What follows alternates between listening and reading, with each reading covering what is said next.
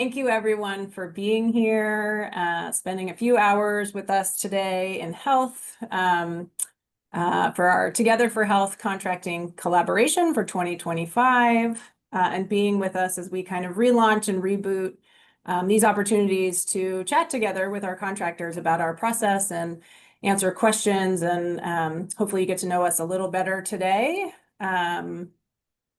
People are trickling in. But maybe, Michael, I will start with our housekeeping. Just a reminder, this is a webinar. And what that means is that you will be on mute. So sit back and relax. You'll be able to see the presentation. We are recording, so if you come off mute later during our Q&A, you will be captured in that, and questions that you put in the Q&A will also be recorded. So that said, we are going to do a Q&A at the end of this session. If time allows, I will try to get us to answer one or two questions after each speaker. But please use the Q&A feature throughout the meeting. We will do our best to answer things as they come up. And then kind of pull out questions at the end. Anything we don't get to today, we will answer and post for you afterward. So it's all really helpful for us. Feedback is also appreciated about how we're doing and how these sessions work for you. So we'll send out a survey afterward as well, and we encourage your feedback.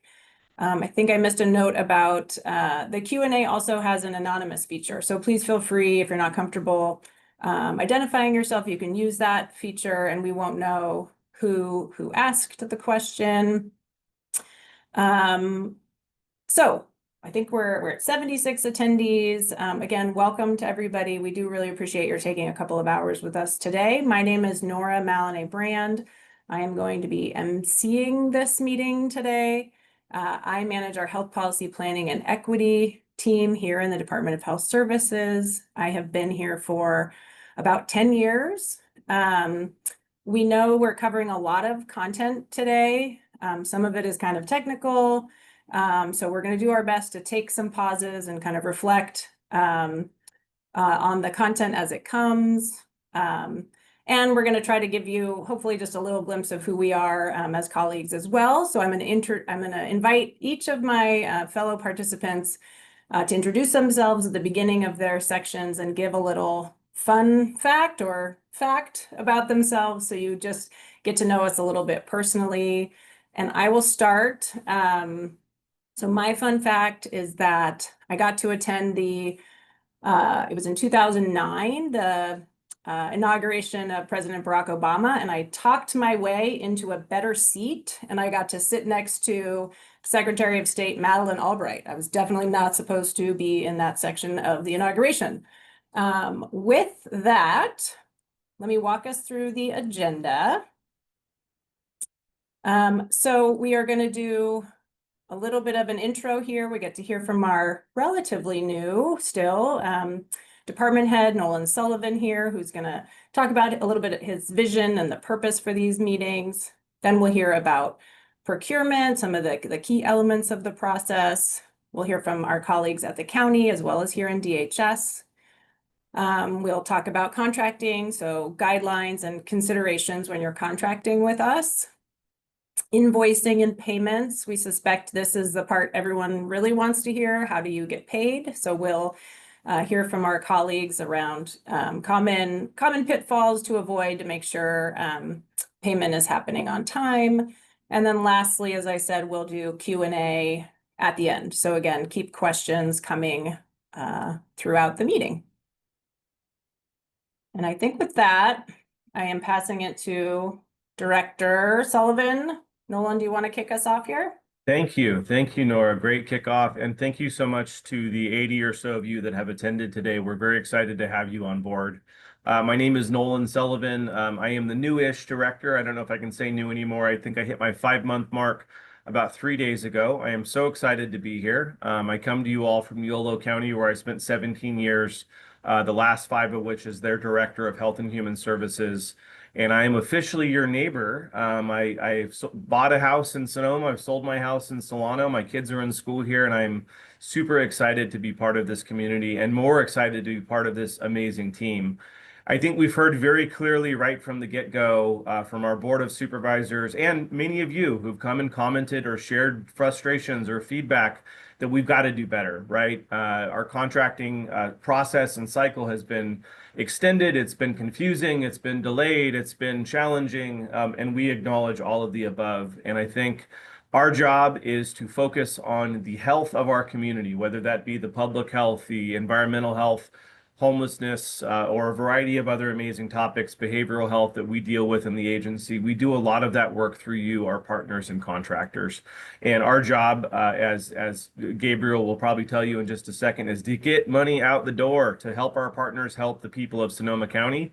And we've struggled to do that. So this is our first step in hopefully making that process better, acknowledging that we have some room to grow and that we have in the past maybe not done everything we could, but we really want to do a better job. And we've got some plans and we've got some really amazing, smart, compassionate, dedicated people on this team that are working on making this process better for all of you that are making our community a better place. So super excited to be here. We wanted to make sure that this wasn't really about who we are, but really about show me the money, right? Like, how do we get paid? How do we get paid timely?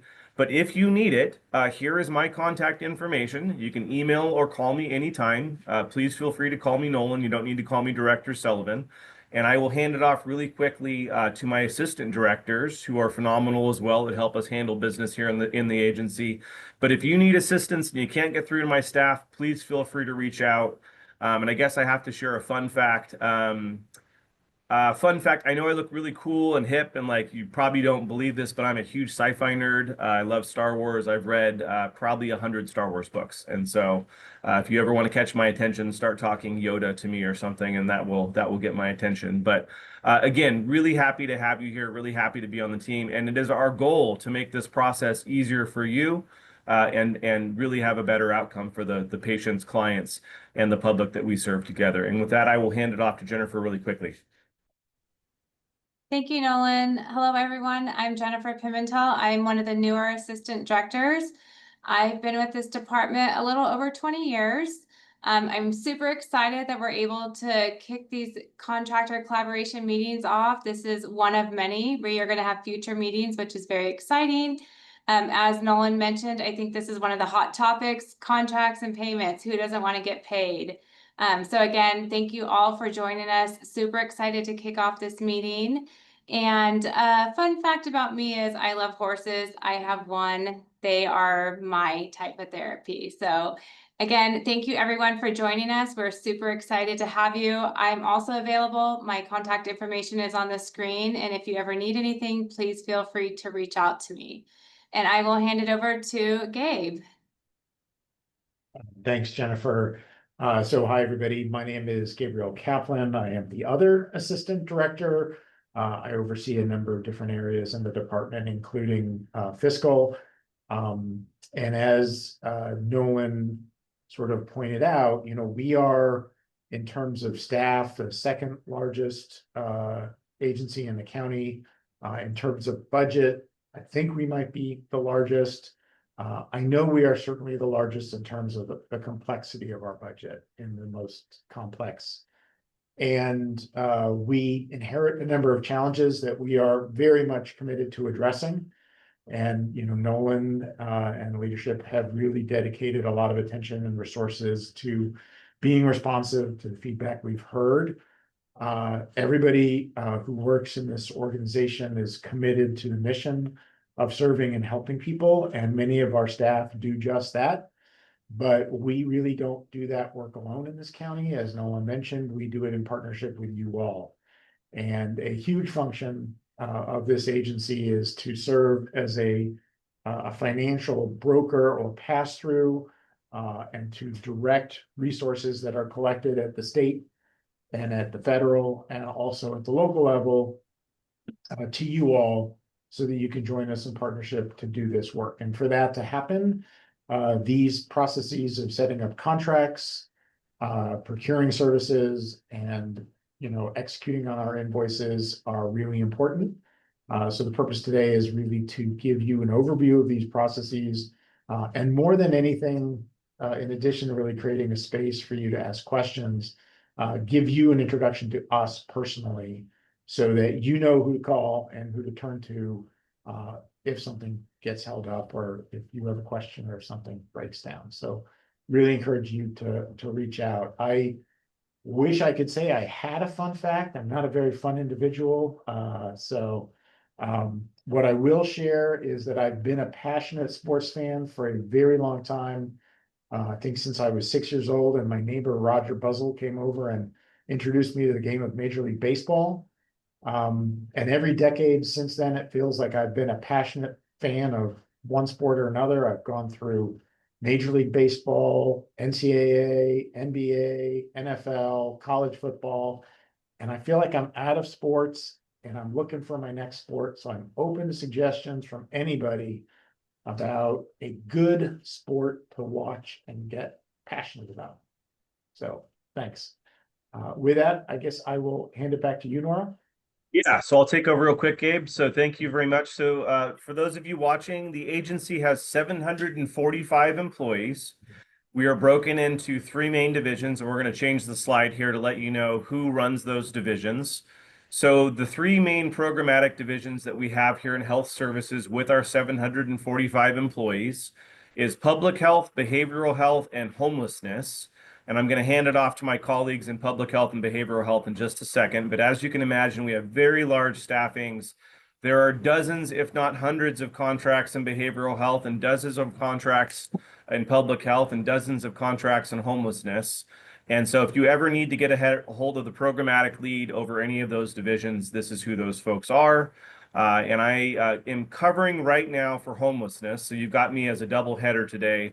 That will change at some point in time in the next couple of weeks. We'll make sure everyone knows who the new division director is there. But I would like to bring Amy on real quick to introduce herself as our public health division director, and then Amy will pass it to Jan. Good afternoon, everyone. I'm Amy Olson. I go by Amy, and I am the Public Health Division Director. I joined the county in January of this year. One fun fact about me is I love to garden, and I collect hibiscus. At one point, I had more than 300 different varieties of hardy and tropical hibiscus. Now I will pass it on to Jen. Thanks, Amy. I knew there was something I like about you. I love hibiscus flowers too. So they have a hard time here in the winter though. So hello everybody. I'm Jan Kabalita Kegler and I'm the Division Director for Behavioral Health Services Division. I've been with the county since May of 2022 and I'm very happy here. I love working here in Sonoma with the team here in Sonoma, and it's good to be here with all of you. A fun fact. Some of you might know this about me, but some of you might not. I have 2 grandsons. Valentino, we call him Tino. He's a little over 2 now. And then little Jack, he's 1. And I spend a lot of my weekends. I love playing with my grandsons. It just brings a lot of joy to my life. So they're a lot of fun. They're cute. So with that, I will pass it on to, Miss Nolan Sullivan. Okay, thank you. Thanks, Jan. I think that's it, guys. We're moving on to the purchasing section. So Nora, let's start our show. All right, thank you, everybody. This is the kind of thing I like to procure. So this is an actual picture of me procuring my favorite thing, baked goods. And kind of where my purchasing procurement expertise starts and ends. But I am going to pass it to an expert who is joining us from the county. Brenda Haas is Assistant Purchasing Agent with our county's purchasing team. So thank you, Brenda.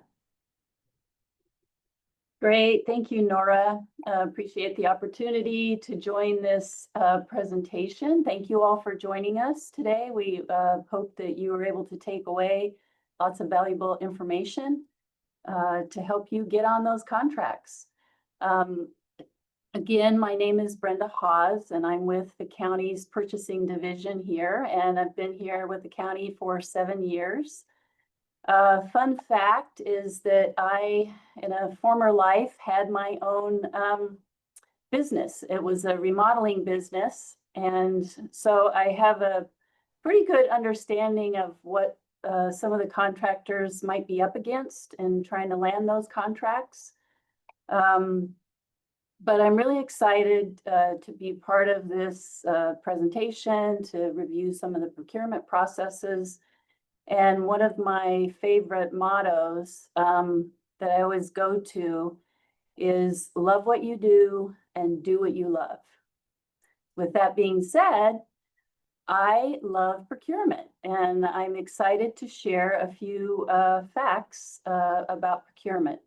So let's start off with the core values of public procurement. Here we have transparency, integrity, economy, openness, fairness, competition, accountability, compliance, and privacy. So all of these are core values that the county and various departments throughout the county are constantly promoting. We don't always get it right, but the overarching mission of public procurement is to responsibly manage those funds that we're given to ensure that the public funds are used fairly, and what we procure is transparent, ethical procurement that delivers the best value for the county while ensuring compliance and safeguarding privacy and overall support the public good and the community. And the next slide. So here we have the purpose of service agreements. So the county actually, the purchasing division, we procure goods, services, and construction. So for purposes of this presentation, we're talking specifically about service agreements. So the county has a service agreement policy, and the purpose of the policy is it provides standardized procedures and guidance for service agreements across all departments countywide, not just the Department of Health. So we always, if we have a question, we always go back, well, what does the policy say? So it helps to guide us. It also assists departments when they prepare their professional consulting and technical contracts. So it provides guidance.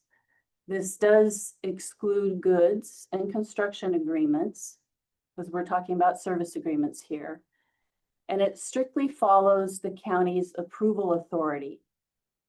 And in the next slide, we'll talk a little bit more about the approval authority. Also, with the service agreement policy, we have ethical standards. So we're looking at, avoiding conflicts of interest. Does the person that, we're going to sign the contract with, was their brother on the evaluation committee? So that sort of thing. We're trying to maintain those ethical standards across the board, and that any questionable situation should be reported so that, if there's any doubt, we address it immediately. And the next slide, please. So here's the slide, an overview of how we procure services. So basically we have these three different buckets. We've got the $0 to $50,000 per year, which is what we consider an informal solicitation. And by informal, it's not a formal solicitation that we put on the supplier portal. We're basically asking for quotes. And then once the department collects their quotes, and we encourage them to get multiple quotes so you can compare the different prices to ensure you're getting the best value for the county. And then for this level, the department head is responsible for executing the agreement. They've been given the authority to execute agreements for up to $50,000 per year for 3 years. So the next bucket we have is our 50,001 to 200,000 per year. At this point, when you get to this level, a formal solicitation is required. And so what I mean by formal solicitation is we would issue what we call a request for proposal or a solicitation on our platform, which is the county supplier portal, where interested parties can go and submit proposals related to that solicitation. So it's a more formal process. Everything is within the supplier portal, which is a closed system, so that we can maintain the integrity of the procurement. And at this level, the purchasing agent can approve up to 200,000 per year. This was just increased from 100,000 per year, so this is pretty new. It's been about a month. For up to 3 years. So the purchasing agent can execute that agreement. So it goes from the board or the department head to the purchasing agent. And then the third bucket we have is over 200,000 per year over 3 years. And at that point, it's also a formal solicitation, which then would go ultimately to the Board of Supervisors for an award. And so that would be, those are the 3 different buckets of how we procure services. And the next slide. So these are the various types of solicitations. So we have the 3 buckets, the up to 50,000, 50,000 to 200,000, 200,000 to and above. And informal is where we get just quotes from, it can be from multiple vendors. And then the department would compare those quotes and they would draft an agreement based on one of those quotes or what they decide. Then we move into the formal solicitation, which is the 3 different types would be a request for proposal. Many of you have heard of these terms before. So just to kind of review for people that are new and may not know, RFP, request for proposal, RFI, request for information. So an RFI would be, say it's something new to the market or new to the county and we don't really have a lot of information about it. We may put out an RFI just to kind of test the waters and see, well, who is out there that does this and what kinds of things should we include in our solicitation to get more information about how to do a better, more robust solicitation to ultimately get that service. So that would be an RFI. And then we move to a bid, which is typically goods or construction, and it's typically the lowest price. For RFP, RFI, RFP is mainly what we refer to as best value. So we're looking for more than just low price. We're looking for quality, their experience, what is their timeline, in addition to price. Whereas bid is basically the lowest price. And then we move into request for qualification, which would be when we want to have a list of firms that we can go to. Say we want to have a list of architects or engineers that can design plans, and we want to have a multiple list. We could put out an RFQ, which we do quite a bit, and then we would get what we call a short list of qualified contractors that would sit on a contract, and then we would pull from them when it's needed. And so that is at the point where we would do an RFQ. And then we go down to the NOFA, Notice of Funding Availability, which the NOFA is more to share about a funding opportunity that's available, where RFPs are based on a specific project NOFA would be, you know, here's the funding source. It's related to homelessness. Tell us about your project and we'll see if that will fit into this type of funding that we have. And so that's an overview of the different types of solicitations. And the next slide, we're going to talk about the County of Sonoma's supplier portal. So the supplier portal is where all of the formal solicitations are done. Many of you that are on contracts are familiar with this. Just a couple things to point out.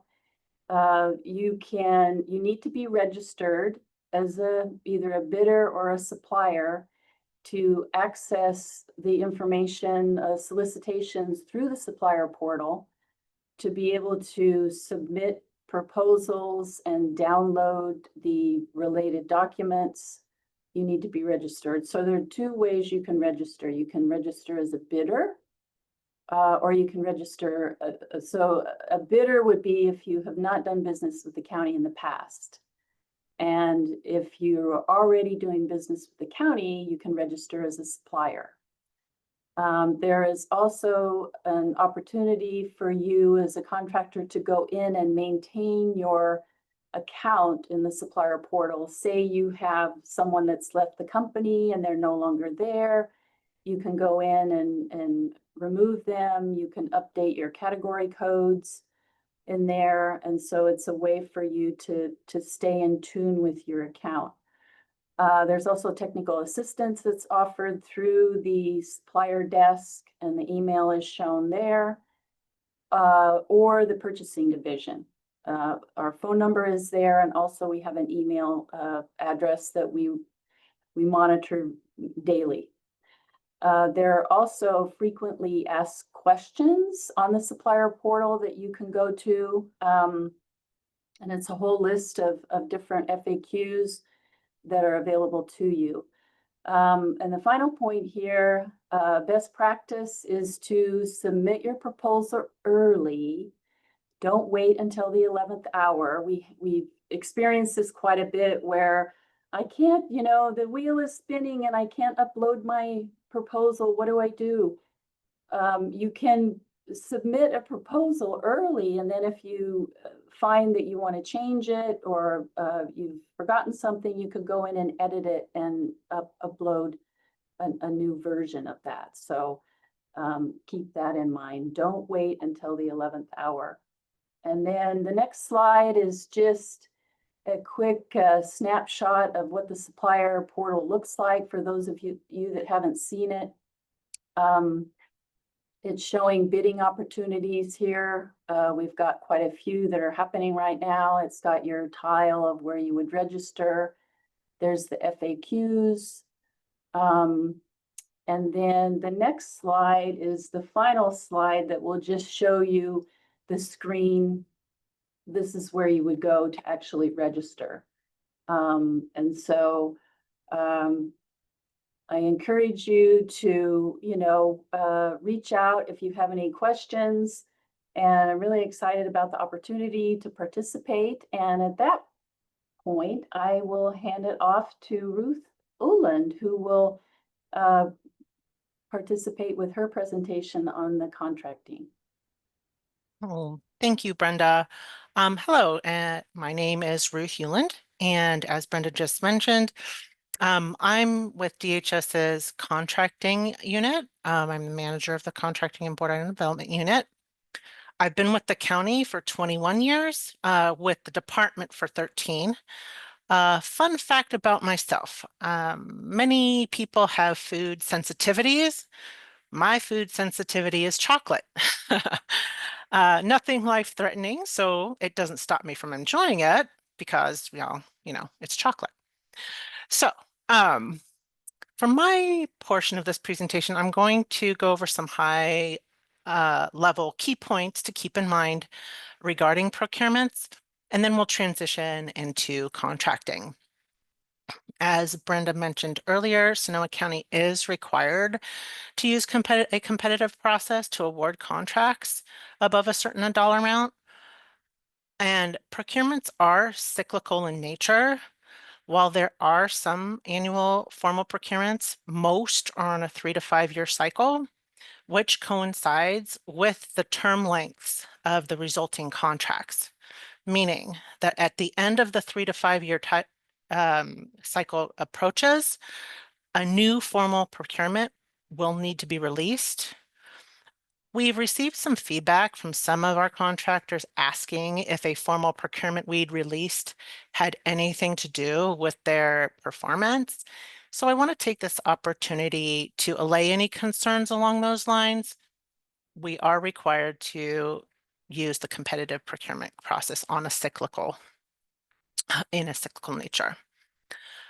The procurement process is designed to be fair and impartial. They are open to all qualified vendors. Proposals submitted are evaluated equally by a predefined set of criteria, which is outlined in each procurement. And then the evaluation panel who reviews the submitted proposals is given clear instruction to only score based on what is presented in the proposals. I really want to hammer that piece home. So put your best efforts into drafting a proposal. We do provide you with everything you need to make an educated decision as to whether the procurement matches your agency's mission, vision, goals, and is within your scope of ability. All procurements outline the project background, goals, objectives, performance and reporting requirements, etc., all of which will guide the content of the scope of work in the resulting contracts. All procurements always contain a sample agreement, insurance requirements, and any applicable special terms and conditions exhibits. And then proposers are asked to sign and submit attestations in their proposals, indicating that they are willing to provide the required insurance and accept the terms as outlined in the sample agreement and attachments provided. Any questions regarding the procurement process can be submitted to the contact we've provided here, dhs-procurement@sonomacounty.gov. In addition, I'd like to draw your attention to the web link we've provided here. DHS has recently published a public-facing webpage entitled Doing Business with DHS. Next slide. And here is a snip of what our Doing Business with DHS page looks like.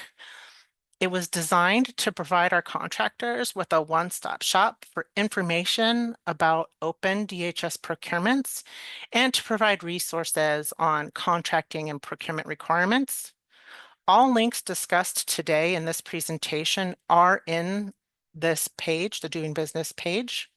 And this page will be updated in the coming weeks to add frequently asked questions, which will contain feedback from today's meeting, along with other sources. And then this PowerPoint and the recording of today's meeting will also be made available on this page. Next slide. For this slide, we're just sharing the events involved in a procurement and the related average timelines associated with each event. On average, from procurement release to contract execution, it can take 4 to 5 or more months. DHS competitive procurements cover a wide range of service needs, and as such, they can be fairly simple or pretty complex. So depending on the complexity, number of proposals received, certification and or licensure requirements, etc., these timelines could be shorter or longer. The events which take the most amount of time are highlighted in yellow for you here, and those are the proposal evaluations and contract negotiations. For evaluation timeline needs, it again depends on the number of proposals received, the complexity of the item, and the length of each proposal received.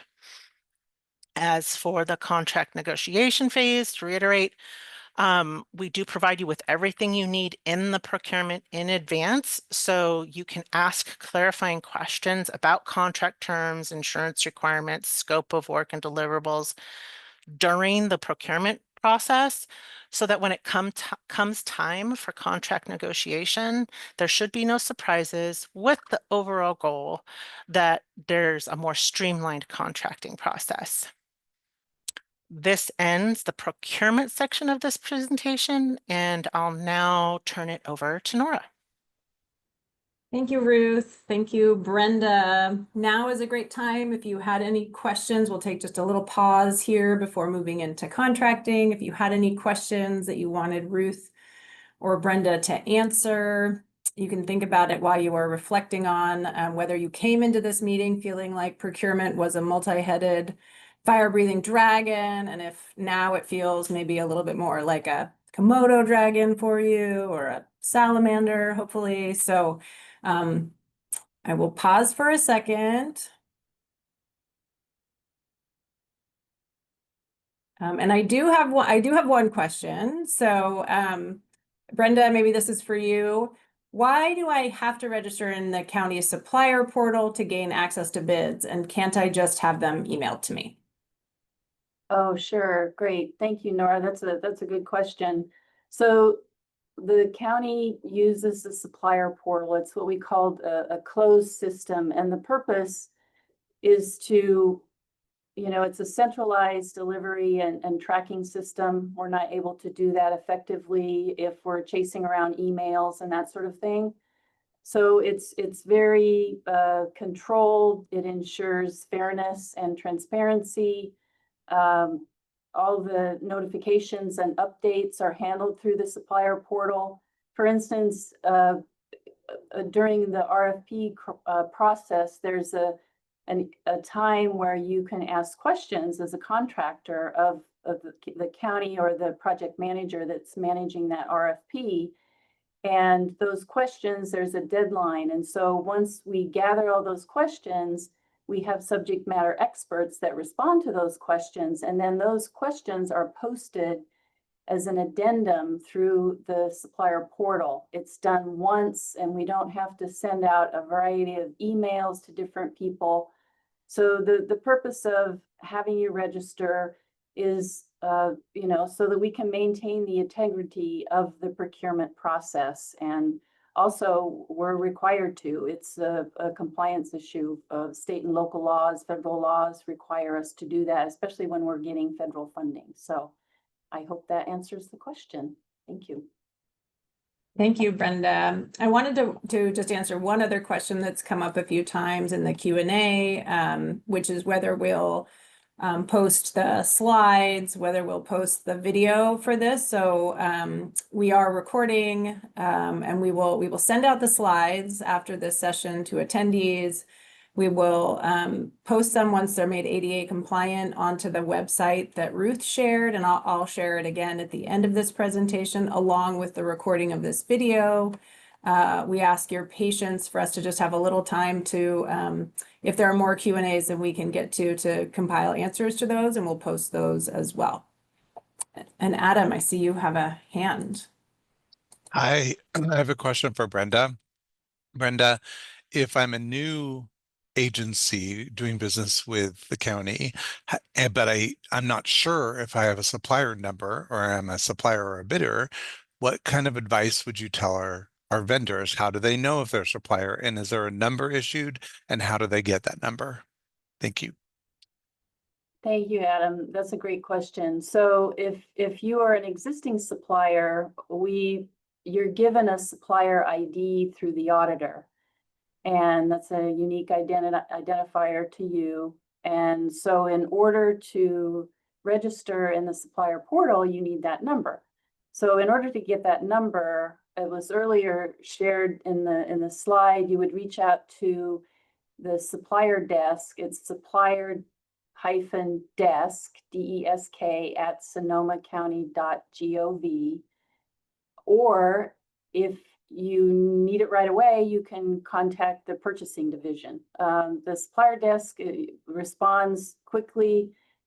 purchasing division, we have our own purchasing email, sonomacounty.gov. Our email has changed recently. So, and then also you can call us at 707-565-2550, and we can get you that supplier ID so you can get registered.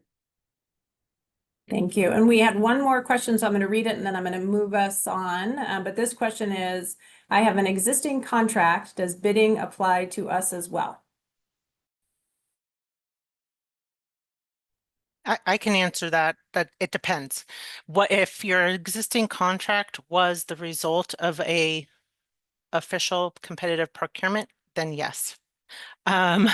So it just depends on the circumstances of your existing contract. But we can go into detail more about that in the Q&A afterwards. Okay. Thank you. And thanks for the questions, folks. Super helpful to just give us kind of some feedback on where you are all in this presentation. So I'm going to move us along. We're going to stick with Ruth, but she is going to walk us through contracting with DHS.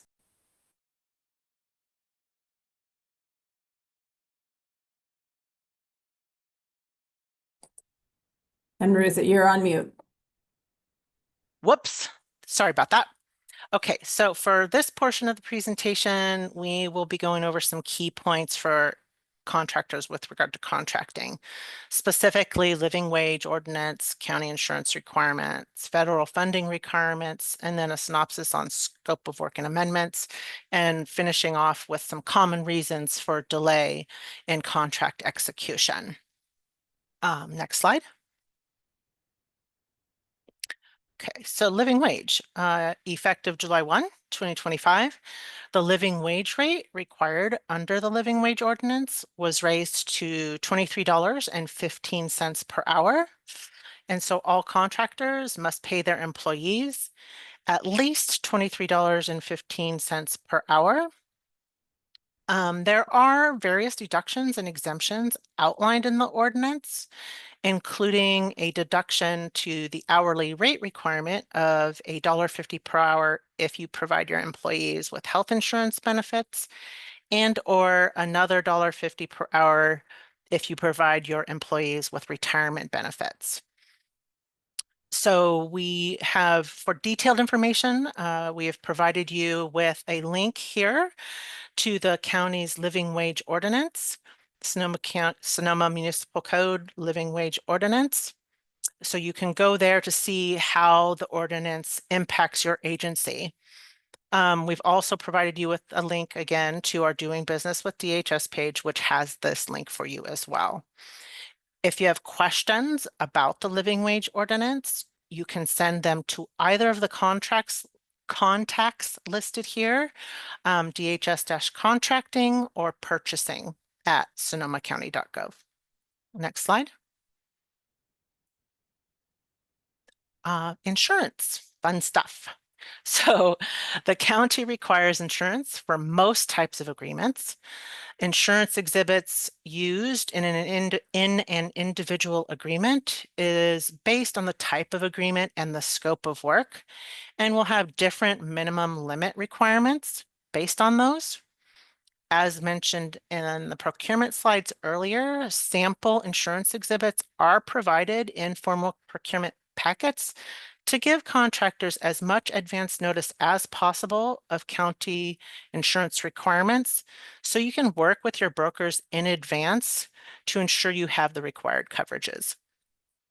A submission of a certificate of insurance alone is not sufficient. Contractors are to provide required endorsements as is outlined in the insurance exhibit, and we'll go over that in a bit more detail in a later slide.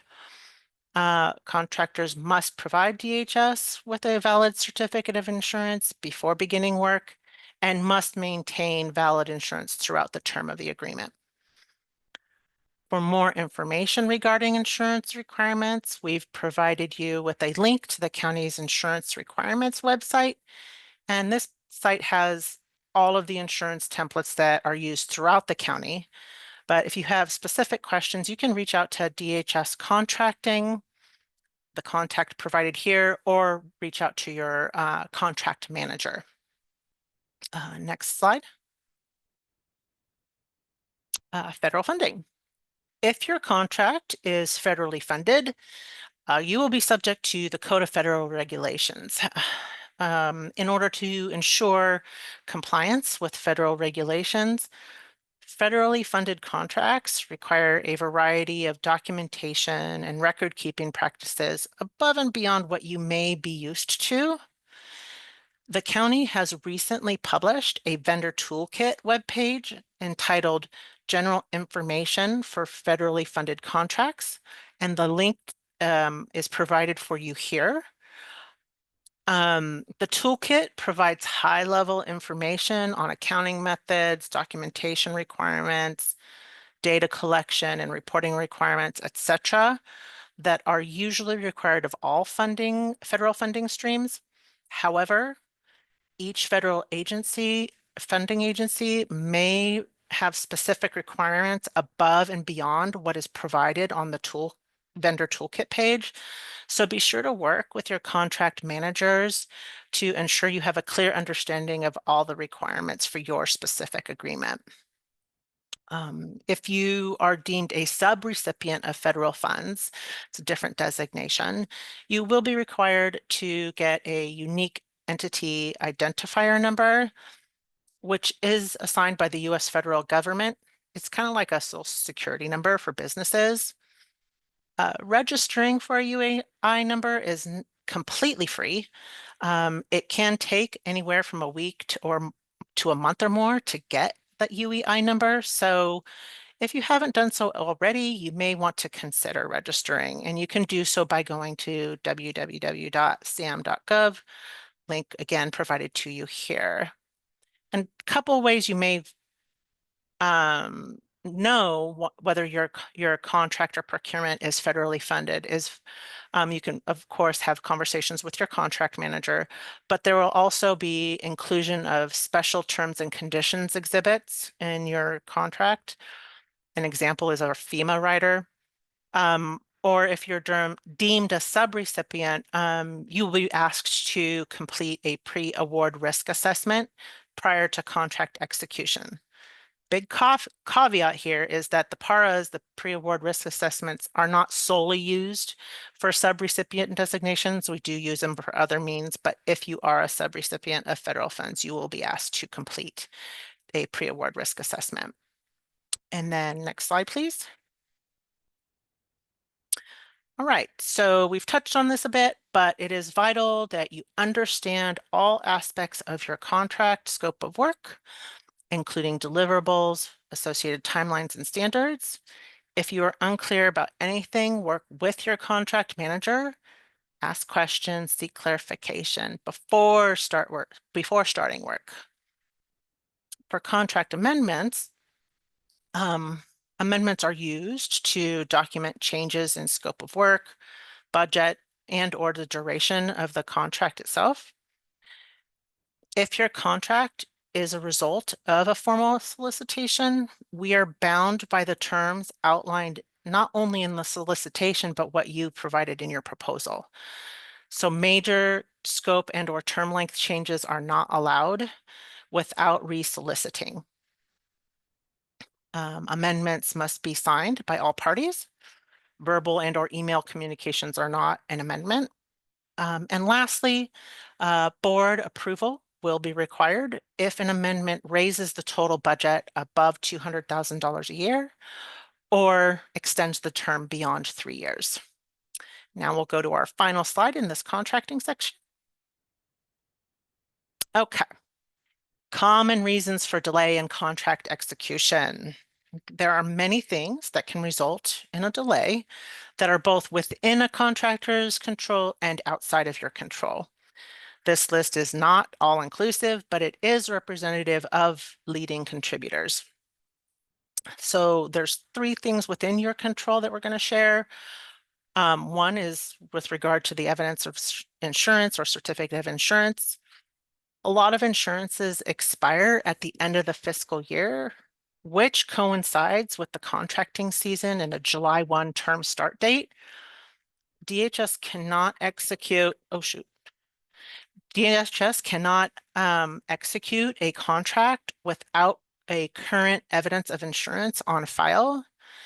We've tried to be proactive in the past and request updated insurance certificates, but have found that brokers won't provide an updated certificate until the current term is expired. So what you could do to assist in that manner is to work with your broker to have automatic certificate renewals sent to DHS-contracting@sonomacounty.gov. This would greatly assist, at least in this piece, in eliminating a delay. Other key points with regard to insurance is not providing the correct coverage, like not omitting general liability, for example, or insufficient limits, or missing endorsements. Any of these factors will force you to go back to your broker, which can cause delays, especially if you don't already carry the required coverage. With regard to the endorsements, the quoted phrase here, the County of Sonoma, its officers, agents, and employees, is in the insurance exhibit, which is usually Exhibit C of your contract. And it is required, quote, that needs to be in all of your certificates of insurance. We know this can be confusing, and we have found that if you simply share your insurance exhibit with your broker, they'll know what to do. Another cause of delay is with regard to the contract template. The county uses contract templates with boilerplate language, which has been approved by county council. As discussed, county council approved sample agreements outlining base terms and conditions are included in all of our formal procurements. We highly recommend you review those terms and bring up any concerns in the procurement phase, as any edits to that language in those contracts will require council review and approval. If addressed during the procurement phase, the subsequent contract negotiation phase will go more quickly. Otherwise, council review and approval could result in 4 to 8 weeks of delay in contract execution. And the last thing in your control, believe it or not, is simply returning the signed contract. Things outside of your control, I'm sure you're aware of, is if your contract requires board authority, could add 3 to 6 weeks, depending on board calendaring availability, and then a delay in DHS budget decisions, and of course, as mentioned, the county council review time. This concludes my portion of the presentation. I hope you found this information helpful, and I will turn this back over to Nora.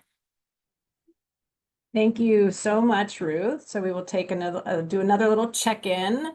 I was thinking about this cartoon, Ruth, and I think the takeaway is that you are our county contracting GOAT, greatest of all time. There's a little goat up there at the top. So thank you for that. I know there is a hand, so Leah's going to help me unmute our attendee who had a question.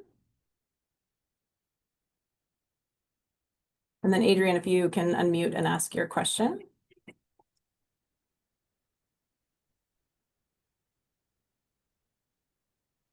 Adrian, are you able to hear us? Are you able to talk? Oh, she put her hand down, but I see another hand from Okay. Ria. Maybe we can remote Ria. You got it. Go ahead, Ria, you can unmute and ask your question.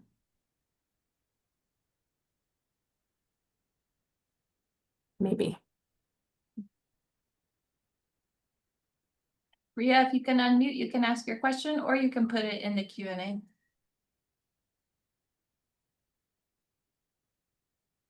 Okay, while we're figuring that out, there was a question that came in the Q&A, and I know it was answered, but I was just going to read it, Ruth, and see if there was anything to add. So if we are subrecipients, are we required to single audit? You will be required to do the audit if you receive over $1 million in federal funding. And that is outlined in your contract, and it is in the general information toolkit page. So you can get more information about that on that link. Thanks, Ruth. And Ria, I'm going to give you another shot. If you can unmute, if you're still there.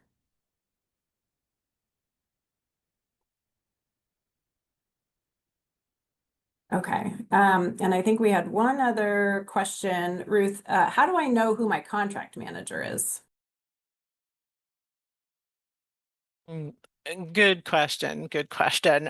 So you can, Leah, do you have, it's going to vary depending, but you can reach out to DHS contracting initially, and we can send that to you, get you in contact with the right person, but you should have main points of contact within each of your divisions that could guide you there. Leah and or Adam. Yes, hopefully you've been communicated with by a contract manager, but in each division, you can start with a division director as introduced in the beginning of this meeting, or myself, Marissa, or Adam in each division can direct you to the right person. So I'm Leah Benz in Behavioral Health. I'm the Administrative Services Officer. Yeah, and I would add in there that in your contract, one of the pages of your contract has a notification block that has where your notifications go to on your side and where notifications come to DHS, and that generally will be the contract manager. That'll be your first kind of hint as to who that person is.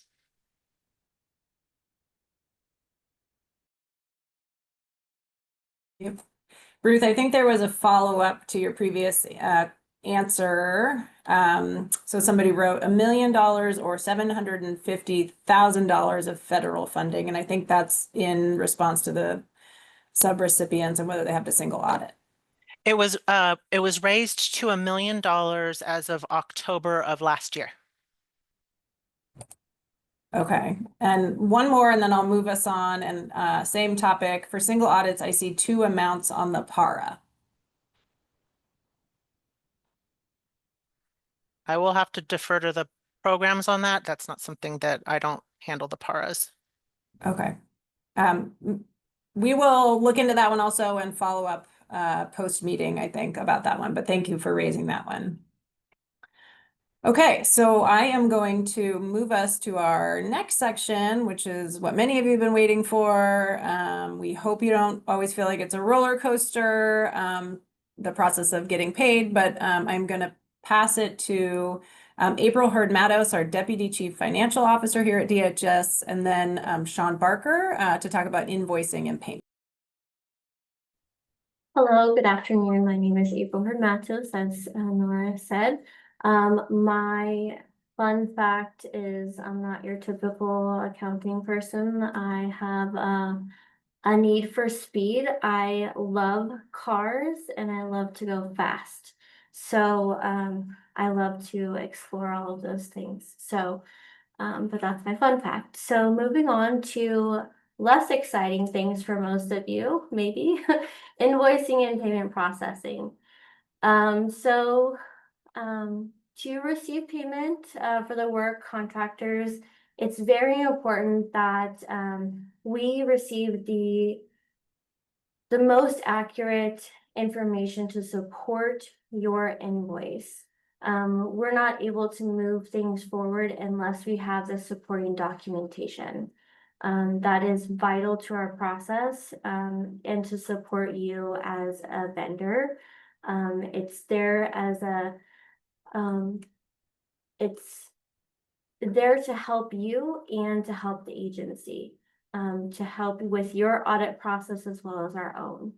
So with only a few exceptions, payments are made after work is performed and costs are incurred. There are 2 kinds of reimbursements. So cost-based, I'll give an example of that, which is, salaries and benefits is an example of that. And performance-based, that would be something like janitorial services. So if you have a contract for janitorial services, that would be performance-based. You completed the job, we paid you the service, that would be that. Invoices are reviewed against the contractor's scope of work, budget, funding source, and other details specified in the contract. That's why it's very important that you understand the contract that you're agreeing to, and what are all of the details that are written in your contract. Because we're going to circle back to your contract every single time that we review your invoice, your budget, what the scope of that is, and is it meeting the requirements that we have to our grantor. Next slide, please. Invoicing and payment processing. One of the main key factors is we do have our own invoicing template that we have developed in Fiscal that does have password protection. It helps us for our auditing process. That can be provided to you by our Fiscal team. Let's see. This outlines the budget as far as the funding requirements as well, and it ties back to what is in your Exhibit B. So you can enter in what you have as far as your budget into this template, and then it can be altered if there are line item adjustments, if that is stated within your contract, if that's allowable. Along with your invoices, we need to have receipts, payroll reports, time cards, the general ledger. So this helps with our audit process. That is also documentation. So as noted below, that all of this information is sent over to the auditor controller's office whenever we are submitting things for your invoice to be paid from the auditor controller's office. Not only from the auditor controller's office, but also when we ourselves are audited by state and federal entities. This helps us to support that, that process as well. And the invoices must match the activity in your contract. If it does not match the activity in your contract, we cannot pay or process your invoice. Next slide, please.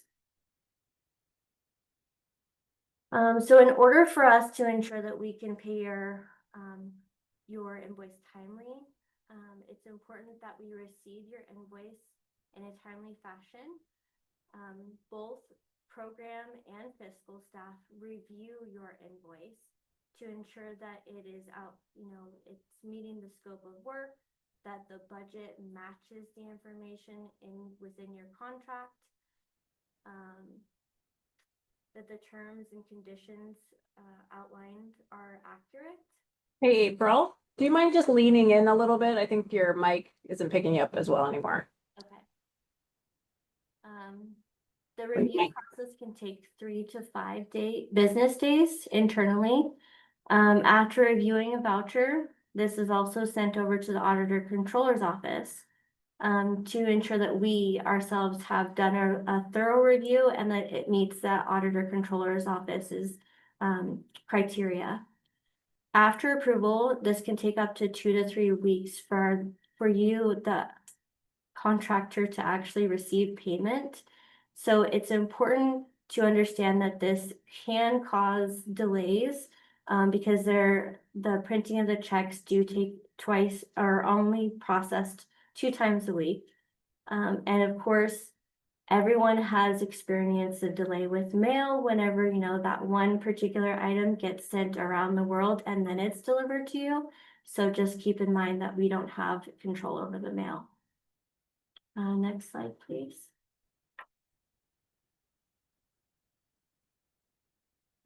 Okay, so payments are made with a net 30. Please keep in mind that net 30 means that we don't process your invoice until it's been approved. Because there may be back and forth conversation between the clerk who's reviewing that, the program staff, if there's backup documentation that has not been provided up front, we can't actually move that invoice forward for payment. So just keep in mind that once it's approved for payment, that's whenever you should expect to, that net 30 does actually take into effect, is when it's actually approved.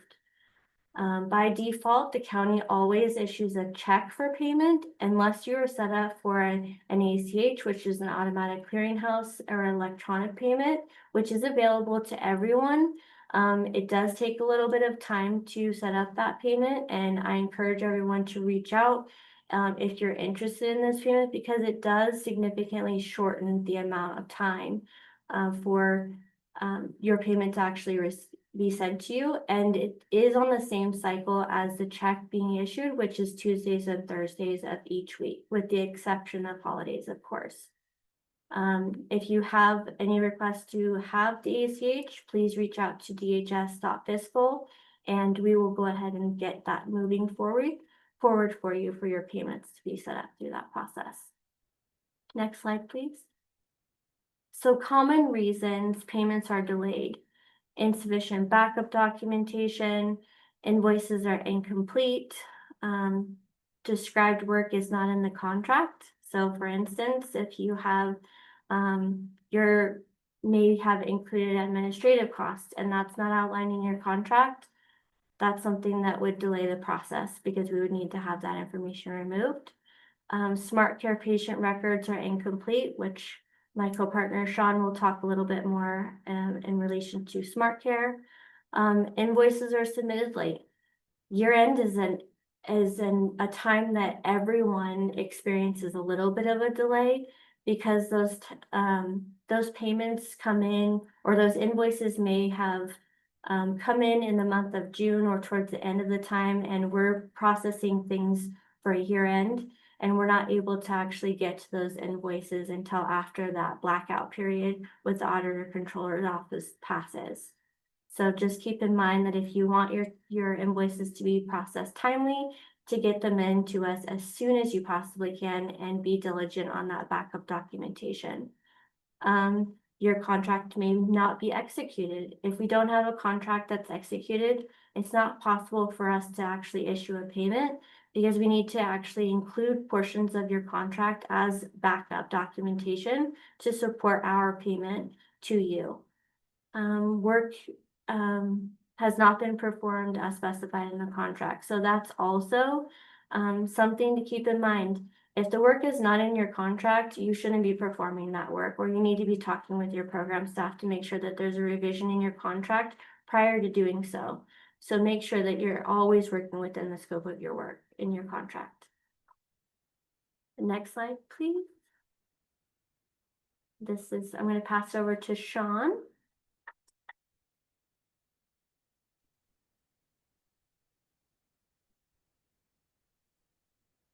Hello, everyone. My name is Sean Barker, and I'm the Billing and Claiming Manager of the Revenue Management Unit, or RMU. My unit oversees the specialty mental health and substance use disorder contracts and claims. Fun fact about me, since it's September 11th, in 2005, I was working in New York City, and on 9/11, I got to go see the Yankees play the Red Sox, and they had the Marines come out, and they had a really great tribute before the game.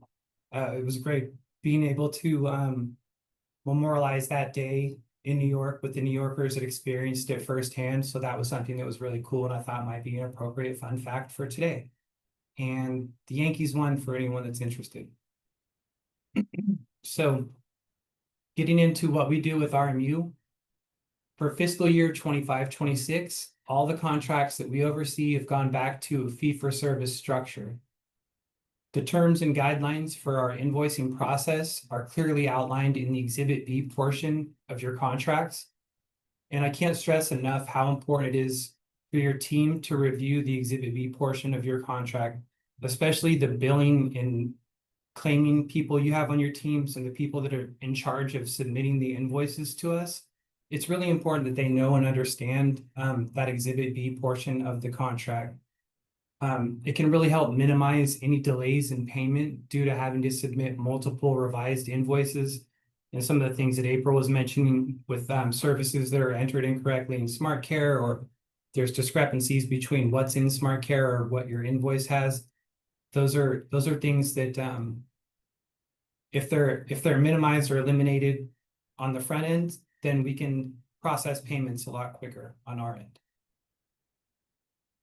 Invoices must be submitted within 30 days of the last date of the month in which the services were provided or the contract was executed. Because we have claiming obligations to the state and budgetary timelines with the county, we ask that you please submit your invoices according to the terms of the contract and avoid having to go through our appeals process. This is something that we're really going to be paying close attention to this year as we've and now entering the third year of payment reform and our third year of having SmartCare.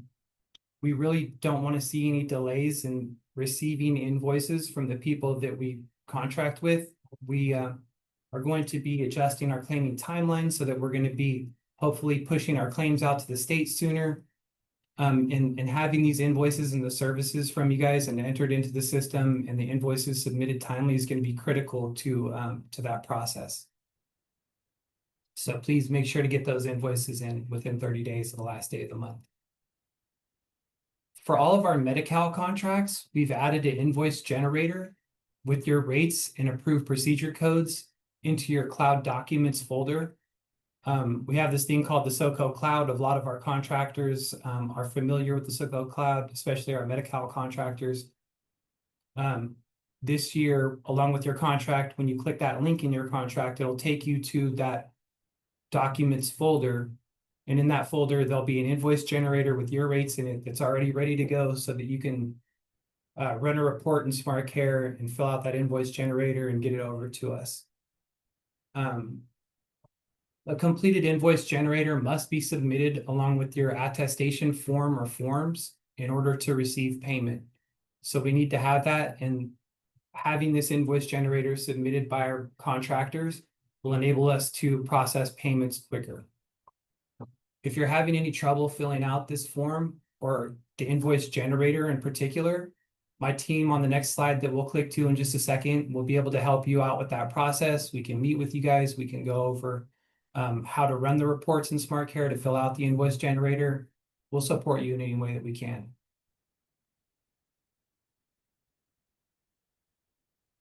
So some of the contacts that we have in the revenue management unit, a lot of times people are confused as to who to get a hold of for what, because different people in our teams have specific functions in RMU. For invoicing, I know a lot of you are familiar with Jessica Silvier already. She is for our substance use disorder and mental health, Medi-Cal and non-Medi-Cal contracts. Lisa Mons is on our managed care desk. And if there are any invoicing questions for managed care, Lisa Mons is the person to go to for those. Payment questions can be directed to Cherry Omipol and Sydney Wilson. Mental health billing questions can be directed to Mary Chamberlain. Substance use disorder billing can go to Paris Ashrafi. Any contract Exhibit B questions can be directed to Shannon Rasmussen. And if you're not getting traction with any of those people, or you have a question specifically for me, please always feel free to reach out to me directly. I know a lot of you already do, and I try to respond as quick as I can, and you can continue that process.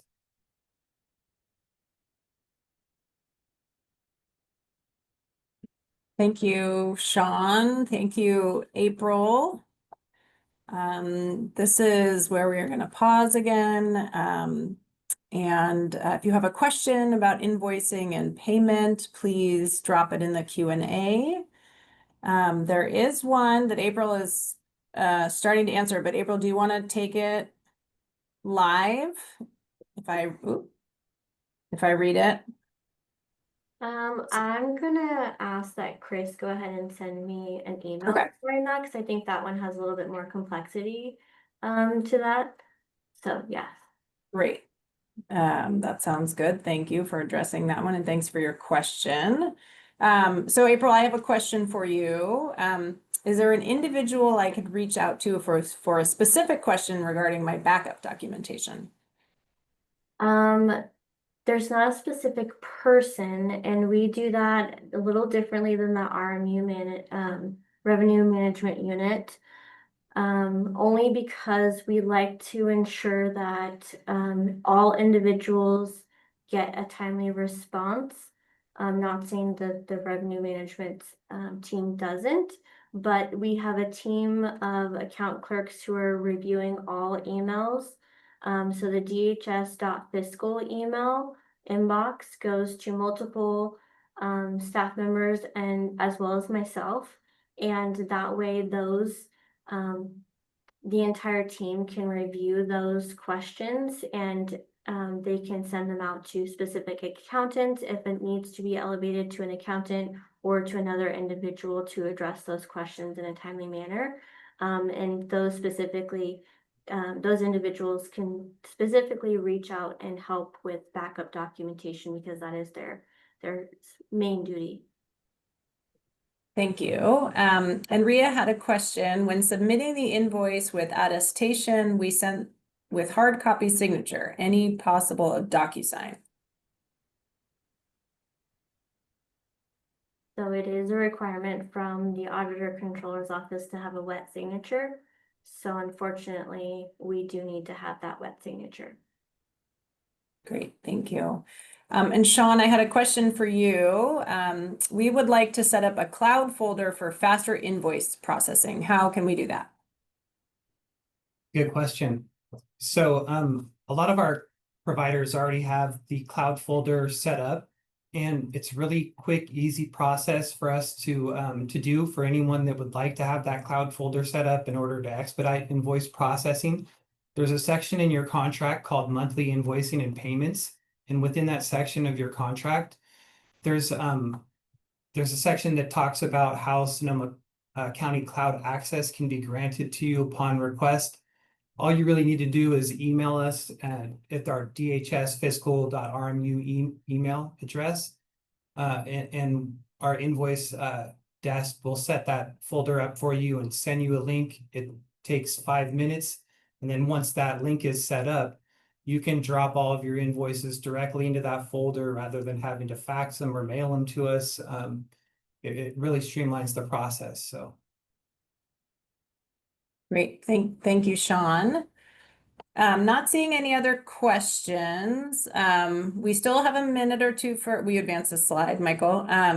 But we will have Q&A, so kind of last call on questions. Feel free to put them in the Q&A at the bottom, or if you'd like to ask your question off mute, you can raise your hand and we will pull you off mute in just a moment.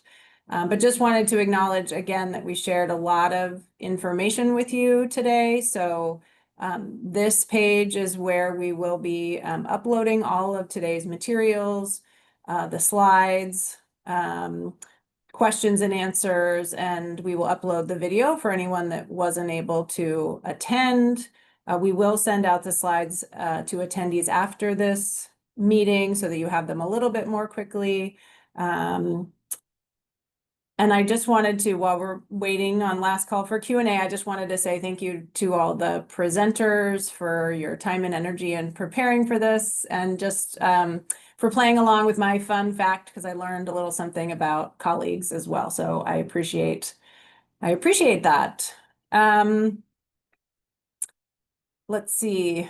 So again, kind of last call for Q&A. Take a minute and think about whether you have any questions you'd like us to address. In addition, so we've shared with you the Doing Business with DHS page, and then our auditor recommends contractors also check out this tool, which is at a very long website, but you'll have it in the links when we send out the slides if you receive federal funding. And again, please keep an eye out for the post session survey. We really are interested in your feedback. We see this as a two-way street in terms of communication and process improvement.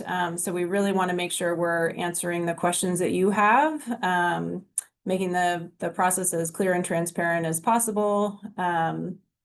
So we need your input on how we can do better on that front. And Adam, I see you have a question or comment. Please go ahead. Hi, Nora. So a question, I'm not sure if we talked about this yet, but what is the future of these meetings? Will we be doing these meetings on an annual basis? And is there a chance that these meetings will be in person eventually? Thank you.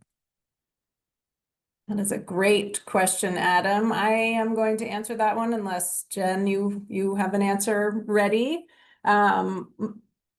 My answer is that we are discussing, I think, what the best method is. So if people want to, if people would prefer to be in person, give us that feedback.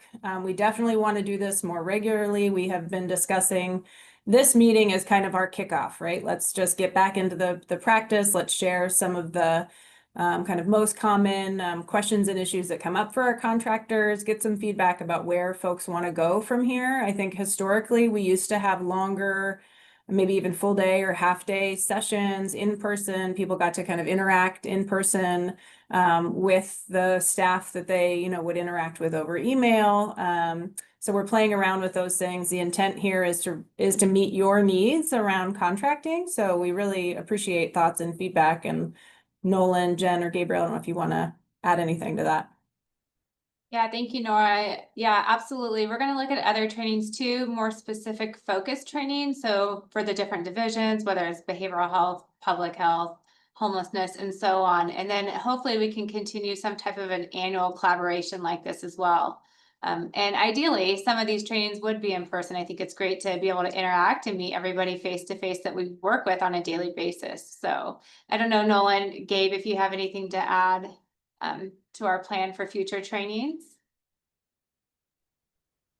I think this is probably step one. You know, we are implementing some new technology that has some self-service features through, you know, a system called Buddy, as well as, you know, we always want to make this an easier process. So I think this will consistently evolve, and, you know, we will have a section on our public-facing website to continue to provide tools, tips, trainings, connections to really make the job that you do serving our clients together as easy as possible. So great question. I think we'll bring that back to the group, and I think we're going to continue to try and make this better and more helpful for all of our contracting partners as time goes on. Thanks. And just to note, I think we dropped in the meeting chat links to the Doing Business with DHS webpage, as well as a link to the survey. So no need to wait for the email if you are ready to give us some feedback. And then Michael, maybe just take us to our last slide. So we are here. We thank you for attending. We hope you feel like we did a little bit of dragon slaying, summiting, and I don't know what we did with the machine here, but we just hope that you feel like the process is a little bit clearer, that we're not dealing with kind of fairy tales and mythology when it comes to contracting with our department. Hopefully you have a couple of folks you can reach out to with questions. We're definitely here for you and to support you. So thank you again for attending, and thank you in advance for giving us feedback about this meeting and in general, how we can make the contracting process clearer and more transparent for you. I think that concludes our meeting.